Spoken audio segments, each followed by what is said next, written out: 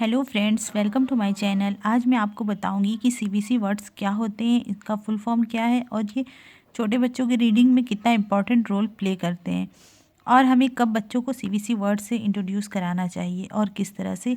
ये सब बातें मैं आपको इस वीडियो में बताने वाली हूँ। सो फ्रेंड्स, यहाँ पे आप देखिए सीबीसी, इसका मतलब है कॉन्सोनेंट वोवेल कॉन्सोनेंट। ये 3 लेटर के वर्ड्स होते हैं जिन्हें हम 3 लेटर ब्लेंडिंग वर्ड भी कहते हैं। 3 लेटर वर्ड कहते हैं, 3 लेटर ब्लेंडिंग वर्ड्स या सीवीसी वर्ड्स। तो जब बच्चों को हम रीडिंग कराना स्टार्ट करते हैं तो हम बच्चों को पहले 2 लेटर ब्लेंडिंग, उसके बाद सीवीसी वर्ड से इंट्रोड्यूस कराते हैं।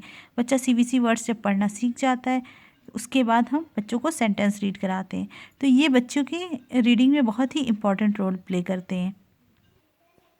जैसा कि हिंदी में जब हम बच्चों को क ख ग घ ज्ञा तक पढ़ा लेते हैं, उसके बाद हम बच्चों को मात्राएं सिखाते हैं। स्वर तो हम पहले पढ़ा चुके होते हैं, उसके बाद व्यंजन पढ़ाते हैं, लेकिन जब व्यंजन कंप्लीट हो जाता है तो फिर स्वर यानी कि जो मात्राएं होती हैं उसमें लगा के हम बच्चों को पढ़ना सिखाते हैं। तो उसी तरह से हम इंग्लिश में कॉन्सोनेंट वोवेल और कॉन्सोनेंट को ब्लेंड करके बच्चे को पढ़ना सिखाते हैं। अगर किसी भी अक्षर में कोई मात्रा नहीं होगी तो उसका कोई मतलब नहीं निकलेगा। इसी तरह इंग्लिश में वोवेल्स होते हैं जिन्हें हम मात्रा कह सकते हैं। बिना वोवेल्स के कोई भी वर्ड्स नहीं बन सकता है, कोई उसका कोई मीनिंग नहीं होगी। तो आइए देखते हैं। यहाँ पे मैंने कुछ लेटर लिखे हुए हैं जैसे कि सी और पी। यहाँ पे हमें वॉवेल लिखना है। तो देखिए किस तरह से हम अगर वॉवेल को चेंज कर देते हैं तो उसकी मीनिंग भी चेंज हो जाती है। जैसे यहाँ पे सी और पी है, इसको फोनिक में हम क प पढ़ेंगे। तो अब हम जब यहाँ पर क ए प कैप ए ऐड कर रहे हैं तो वो कैप हो जा रहा है, क ए प कैप। बट हम यहाँ पर हम ओ ऐड करते हैं तो क ओ प कॉप हो जाता है।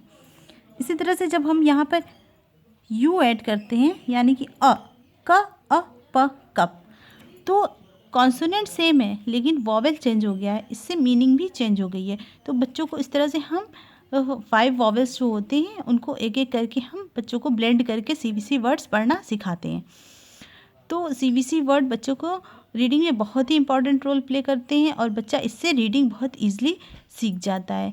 तो अब आपको समझ में आ गया होगा कि सीबीसी वर्ड्स क्या होते हैं।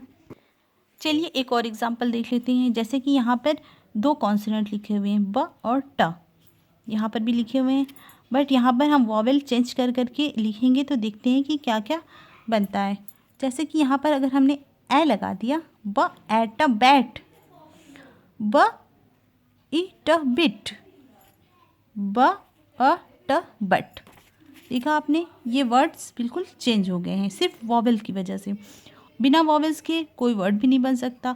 और इस तरह से अगर वॉवेल हम चेंज कर देते हैं, कॉन्सोनेंट सेम रहता है तो उसकी मीनिंग चेंज हो जाती है, वो वर्ड का प्रोनाउंसिएशन भी चेंज हो जाता है। तो अब आपको समझ में आ गया होगा कि ये सीबीसी वर्ड्स क्या होते हैं और किस तरह से हम बच्चों को इंट्रोड्यूस करवाएं, किस तरह से बच्चों को इसकी रीडिंग करवाएं।